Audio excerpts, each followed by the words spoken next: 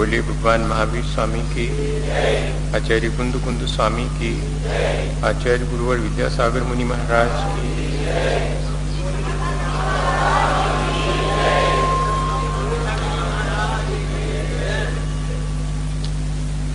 हम सभी लोग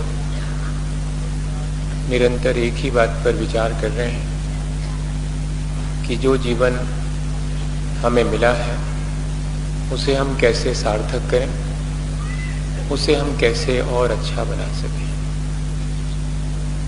जीवन उसका अच्छा बनता है जिसकी दृष्टि निर्मल हो। जीवन उसका अच्छा बनता है जिसे अपने आत्मा और देह के बीच भेद विज्ञान उत्पन्न हुआ हो, जिसे इस बात की समझ हो कि ये देहा शक्ति मेरे संसार को बढ़ाने वाली है, मुझे देह से भिन्न अपने आत्मा के प्रति रुचि होनी चाहिए। और जब एक बार देहा शक्ति दृष्टि के मिलने से घटने लगती है तो संसार ही मानो घटने लगता है। कभी गौर से देखें कि सुबह से शाम तक हम किसके चारों तरफ घूमते रहते हैं,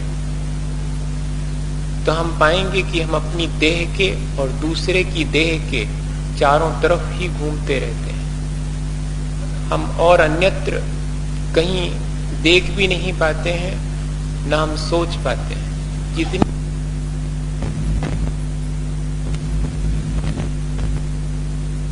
शक्ति से ऊपर उठ जाएं, बाकी तो पूरा समय इस देह की ही सेवा टहल में हमारा व्यतीत होता है।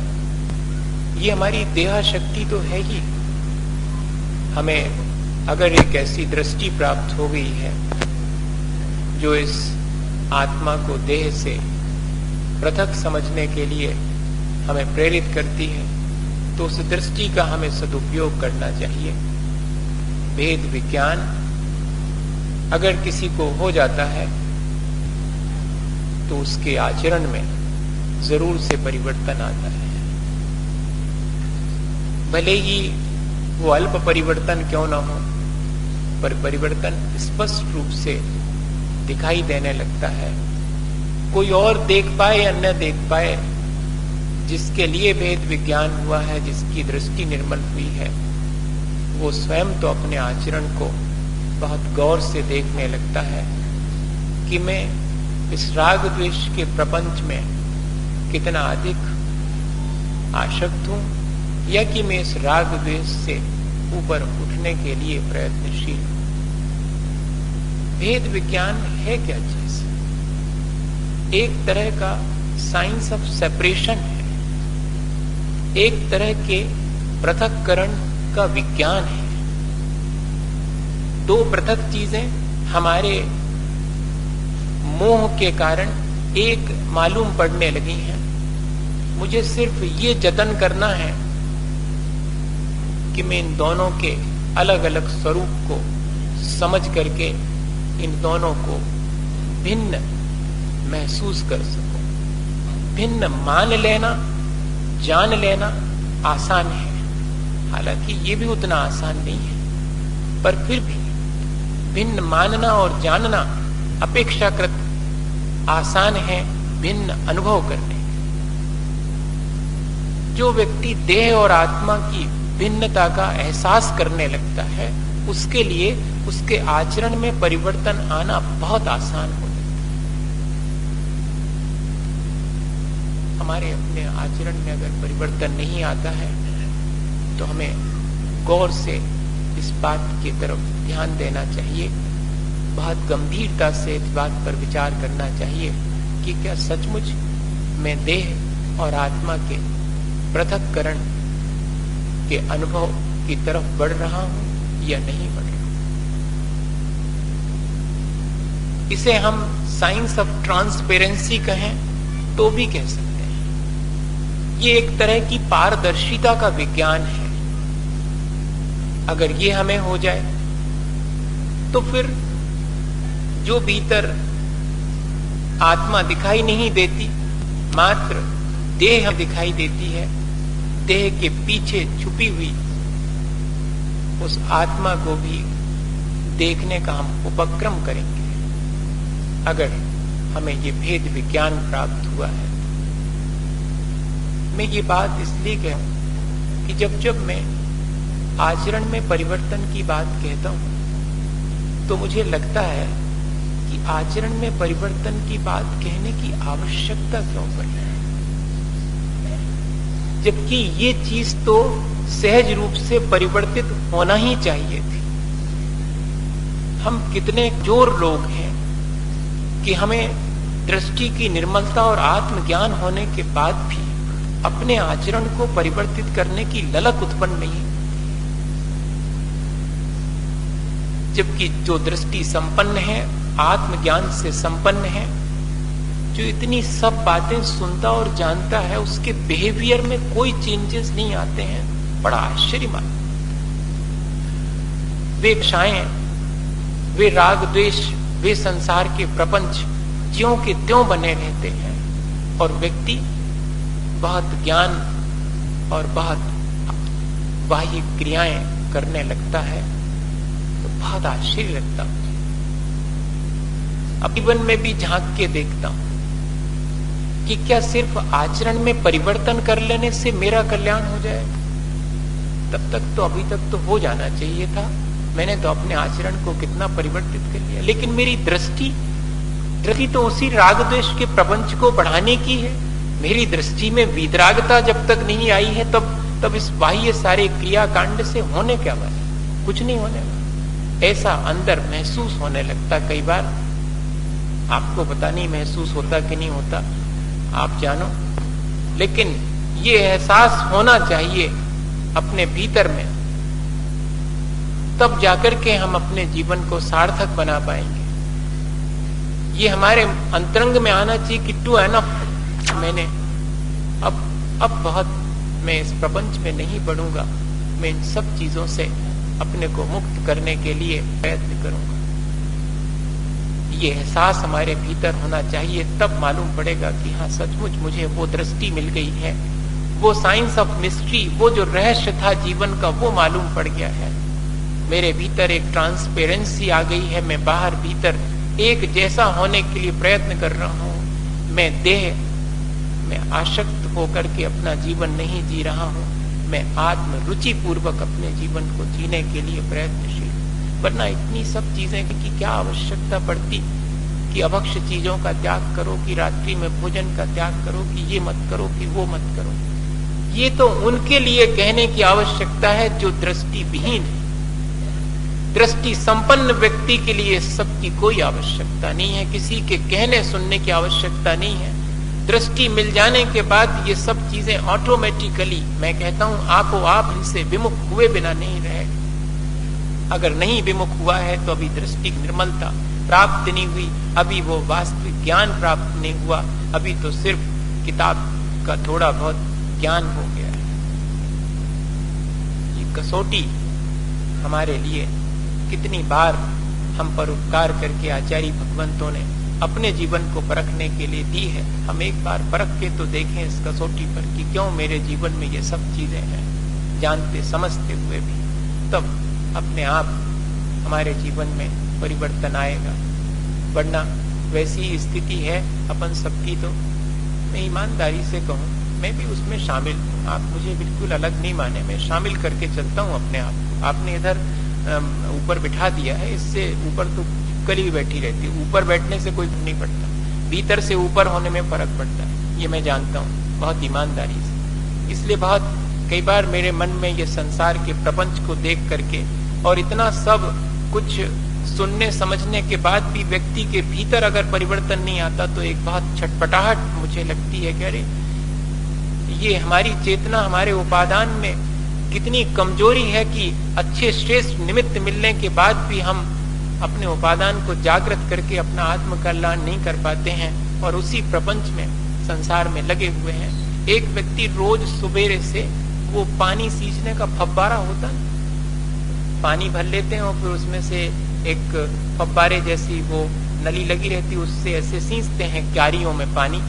पहले चलता था, आज भी वो फव्वारा पानी सींचने का चलता हो तो चलता हो, माली वगैरह बगीचे उसका उपयोग करते हैं। तो वो आदमी रोज जो है फव्वारे में से पानी सींचता करता था कि मैं पानी सींच रहा हूं। पड़ोसी ने कई बार देखा कि उस फव्वारे को हिलाता तो है लेकिन उसमें से पानी वानी नहीं गिरता। तो उसने एक दिन कहा कि आप रोज फव्वारे से क्यारियों में पौधों में पानी सींचते हो लेकिन पानी तो कभी हमने गिरते नहीं देखा। तो उसने कहा जरूरत भी नहीं है। मतलब बोले वो फूल वगैरह जो लगे हैं वो प्लास्टिक के हैं। तो अब वो और मुश्किल में पड़ा वो पड़ोसी कि मैं तो ये सोच रहा था कि ये पानी ही नहीं गिरता, क्या कारण है? ये कहता कि पानी की जरूरत भी नहीं है गिराने की क्योंकि प्लास्टिक के फूल है। तो उसने कहा फिर ये उपद्रव करते काहे को? उसने कहा इसलिए ताकि पड़ोसी लोगों को ये भ्रम ना हो जाए कि ये प्लास्टिक के हैं। मैं रोज सींचता हूँ, नहीं तो ये ज्यों के त्यों ऐसे लगे रहेंगे तो लोगों को संदेह हो जाएगा कि बिना पानी सींचे और ये ज्यों के त्यों कैसे लगे। मैं पानी सींचने का भी नाटक करता। आया समझ में? आ तो क्या होगा। मैं रोज रोज भगवान के अभिषेक का, रोज रोज पूजा का, रोज रोज और सब स्वाध्याय का, इस सब का फव्वारा लेकर के सींचता तो हूं लेकिन फूल सब प्लास्टिक के हैं। जीवन में परिवर्तन कोई भी नहीं। आ गया समझ में? ऐसा न करना भैया, ऐसा करते तो कई जिंदगियां गुजर गईं। अपने जीवन को परिवर्तित करने के लिए ये सारी क्रियाएं हैं, चाहे व्रत नियम उपवास हो, चाहे भगवान की पूजा पाठ हो, चाहे 3 समय स्वाध्याय हो, सब एक ही उद्देश्य के लिए हैं। उस एक उद्देश्य की पूर्ति के लिए कि मैं कैसे इस देह से जो मेरी आत्मा पृथक है उस आत्मा की अनुभूति कर सकूं, उस पृथकता का अनुभव कर सकूं। मैं देह में रह करके उस देह की ही अनुभूति से सुबह से शाम तक सुख दुख का अनुभव करता रहता हूँ। इस देह के लिए सुख के साधन जुटाता रहता हूँ, दुख होने पर व्यथित हो जाता हूँ, जबकि इस देह से मैं भिन्न हूँ। ये एहसास करने के लिए ये सारी चीजें हैं। फिर चाहे हम 5 पापों का त्याग करने की सौगंध लें और चाहे उन 5 व्रतों को धारण करके और एक बाउंड्री बनाने के लिए उन व्रतों की रक्षा और उन व्रतों की वृद्धि के लिए देश व्रत लें और अनर्थ दंड व्रत ग्रहण करें, और या कि आज हम भोगोपभोग के परिमाण का विचार करें। इन सबके पीछे एक ही उद्देश्य है कि मैं जिस किसी तरह से इस देहा शक्ति से बचकर अपने आत्मा का अनुभव कर सकूं। जो मैंने कर्म बांध रखे हैं, जिनके वजह से मैं संसार में भ्रमण करता हूँ, पंच परावर्तन करता हूँ, उससे मैं ऊपर उठ सकूं, इसके लिए भोगोपभोग की सीमा हम अपने जीवन में करें। इस पर हम कई प्रकार से विचार कर चुके हैं। आचार्य भगवंतों ने हमारी विषय शक्ति को घटाने, हमारे इंद्रिय और मन के विषयों को सीमित करने की सलाह दी है, सिर्फ इस वजह से कि जब ये देह मेरी नहीं है तब मैं इसमें इतना आसक्त क्यों होता हूं, और मुझे अपनी आसक्ति घटानी है तो मुझे इंद्रिय और मन के विषयों से पहले आसक्ति घटानी पड़ेगी। और ऐसे नहीं घटती इंद्रिय और मन के विषयों से आसक्ति, उनकी सीमा कर लूंगा तो हो सकता है कितनी सीमा मैंने रखी है उसके बाहर की चीजों से आसक्ति तो कम से कम घट जाएगी। ये अभ्यास जैसे बाल बोध अपन पढ़ते हैं, ऐसे ही हम लोगों के लिए ये अभ्यास करने की शिक्षा दी गई, और उद्देश्य वही है, लक्ष्य वही है कि ऐसे धीरे धीरे पहले मैं अपने भोगोपभोग के चीजों की सीमा करूं, उनसे आसक्ति घटाऊं, तब फिर मेरी देहाशक्ति घटेगी, और देहाशक्ति जिसकी जितनी कमती हो वही व्यक्ति आत्मा की तरफ रुचि बढ़ा सकेगा। वरना तो सुबह से शाम तक देह की सेवा शुश्रूषा में ही समय व्यतीत हो जाएगा, आत्मा की खबर लेने के लिए वक्त ही कहाँ मिलेगा।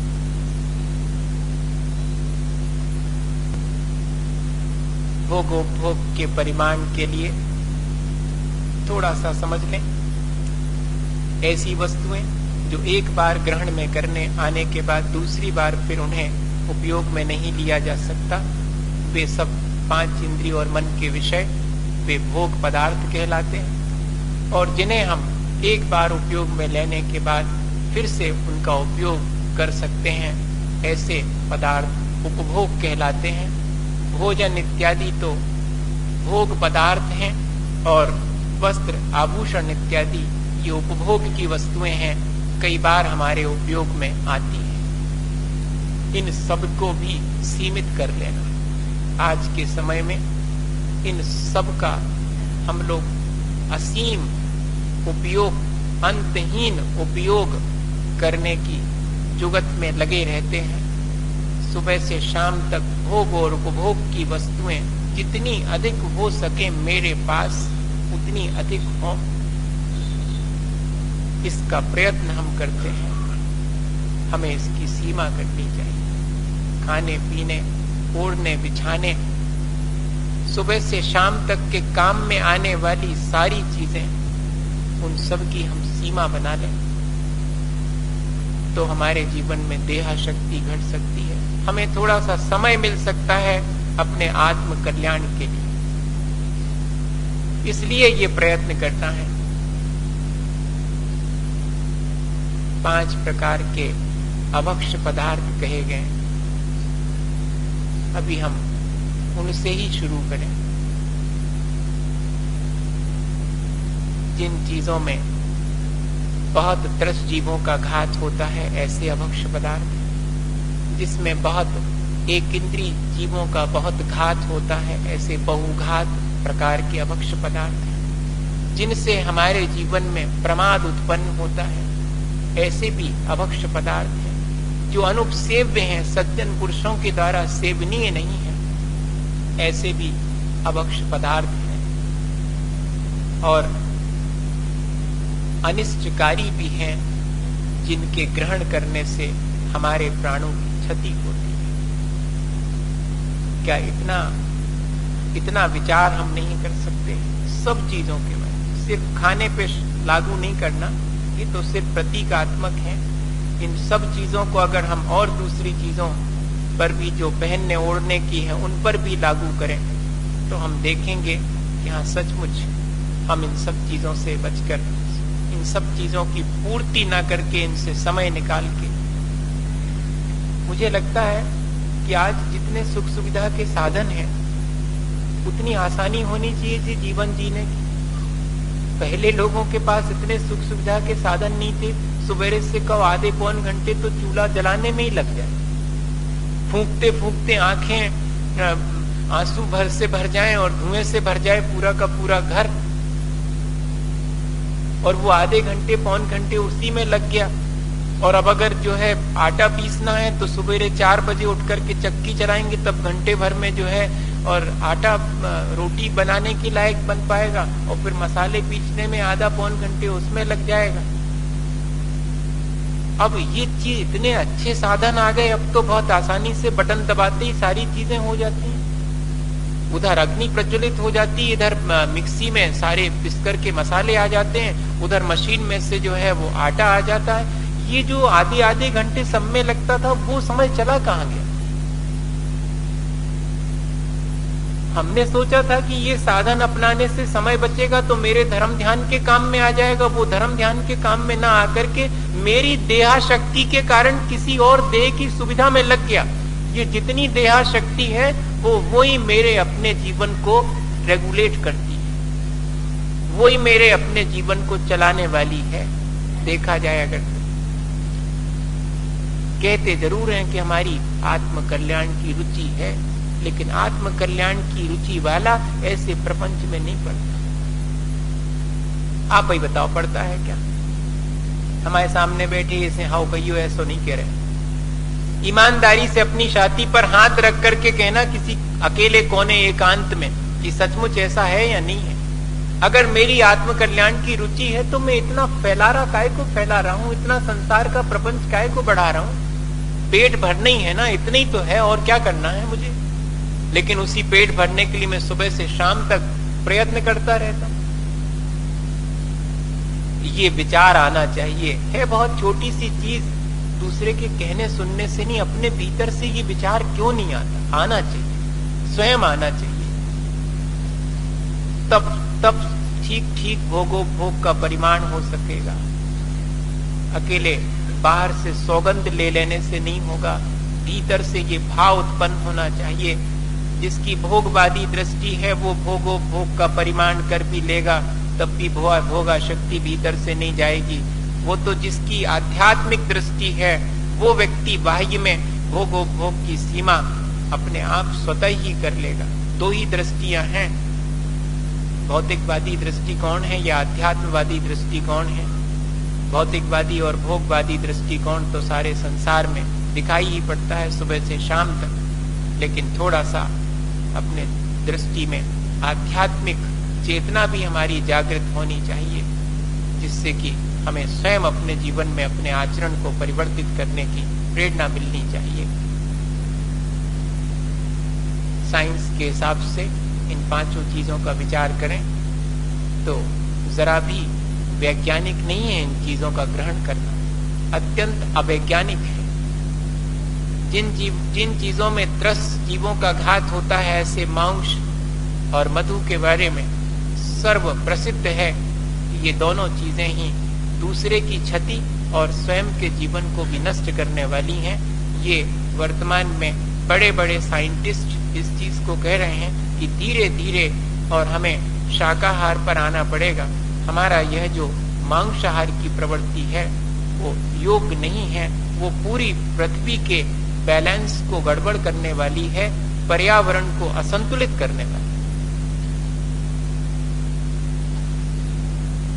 दूसरी तरफ जिसमें कि बहुत जीवों का घात होता है, जिसे हम लोग अदरक, मूली, गाजर, जमीकंद कहते हैं, उन चीजों को भी आचार्य भगवंतों ने सीमित क्या पूरी तरह से छोड़ देने की बात कही। कभी विचार करिएगा, अंडरग्राउंड रूट्स और अंडरग्राउंड स्टेम्स जो साइंस की भाषा में कहलाते हैं, वे ये सब चीजें हैं जमीकंद, जिनमें बहुत जीवों का घात होता है। भले ही एक इंद्रिय जीव हैं, लेकिन अधिक प्रचुरता से उनका घात होता है। एक मूली, एक गाजर खाने के लिए 6 महीने तक जीवित रहने वाले एक पूरे वृक्ष को नष्ट कर दिया जाता है, तब जाकर के हमारे हाथ में एक मूली और एक गाजर आती है। कभी ख्याल किया? जबकि खाने पीने की और भी चीजें हैं, पेट भरने की, ऐसा नहीं है कि बिल्कुल कुछ नहीं है इसलिए खाना पड़ता है। 6 महीने तक वो वृक्ष जिंदा रहता है, और वो वृक्ष अपने आड़े समय में, जबकि उसे पानी और धूप नहीं मिलेगी, तब अपनी जड़ों में या अपने तने में भोजन सामग्री संचित करता है। ये रिजर्व फूड है उसका, चाहे मूली हो, चाहे गाजर हो, चाहे आलू है। उस पूरे 6 महीने तक जिंदा रहने वाले पेड़ का रिजर्व फूड है, संचित भोजन है, जिसे हम छीन लेते हैं। और छीन क्या लेते हैं? उसका जीवन नष्ट करके छीन पाते हैं, वैसे नहीं छीन सकते। उस पूरे वृक्ष को नष्ट करना पड़ता जो 6 महीने तक जिंदा रहता है। पेड़ में से एक फल तोड़ लेने से हमारा जीवन भी चलता है और पेड़ की क्षति नहीं होती, लेकिन ये ऐसा फल है जिसको कि हम छीनते हैं तो पूरा पेड़ नष्ट होता है। और एक स्क्वायर फीट फर्टाइल सॉइल में मिलियंस ऑफ मिलियन बैक्टीरिया होते हैं, ये किसी भी साइंस वाले से पूछा जा सकता है। इतनी मात्रा में अनंत जीव राशि, जिसको अपन कहते हैं अनंत काय जीव, वो उस मिट्टी में रहते हैं जिसके भीतर ये 1-1 फीट नीचे तक ये चीजें होती हैं। उनको उखाड़ने में उन सब जीवों की क्षति होती है। वो बहुत अच्छा रिसोर्स है उनके लिए, पौष्टिक चीजें उनको मिलती हैं इसलिए।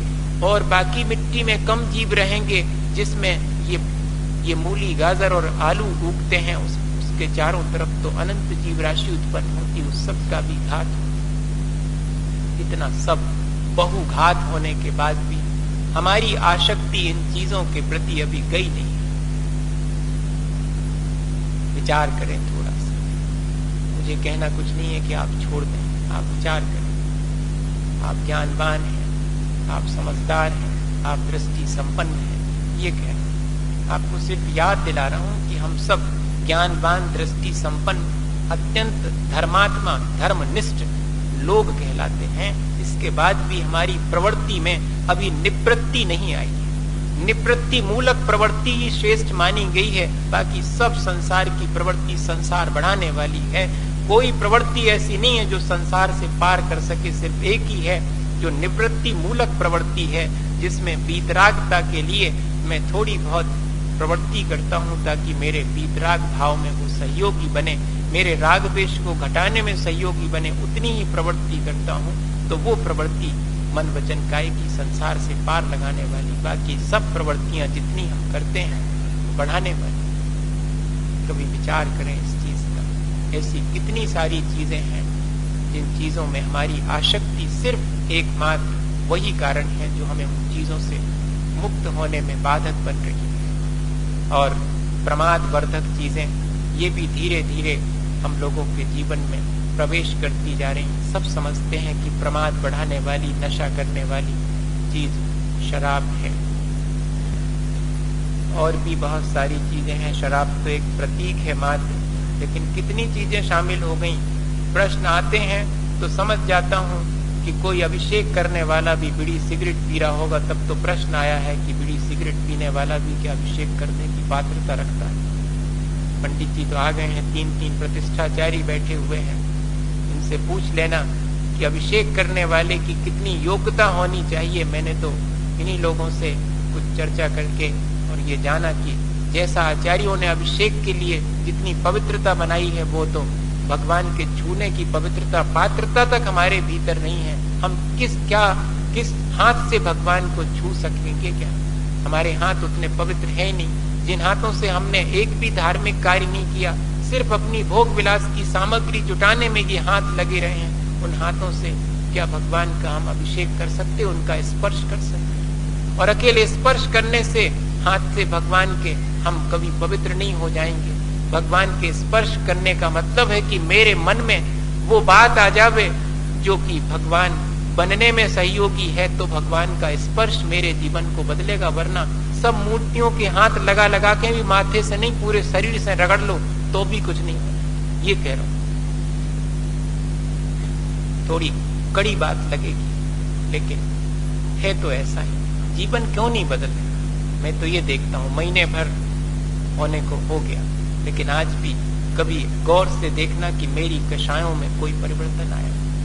इतने निमित्त प्रबल मिलने के बाद भी मेरे अंदर कषाय में मंदता आई, या कि अभी भी वही आंख है, अभी भी सारे संसार को उसी अपनी गंदी आंख से देखता हूं। वही दुर्भावनाएं मेरे भीतर आज भी हैं, वही राग द्वेष आज भी हैं जो आज से 1 महीने पहले थे। अगर वैसे ही हैं तो ये 4 महीने भी ऐसे ही निकल जाएंगे। और 4 महीने क्या, 400 दिन नहीं, 4000 दिन नहीं, पूरी जिंदगी ऐसे गुजर जाएगी, तब भी मैं अपने वहीं के वहीं खड़ा रहूंगा, 1 इंच भी नहीं हटूंगा।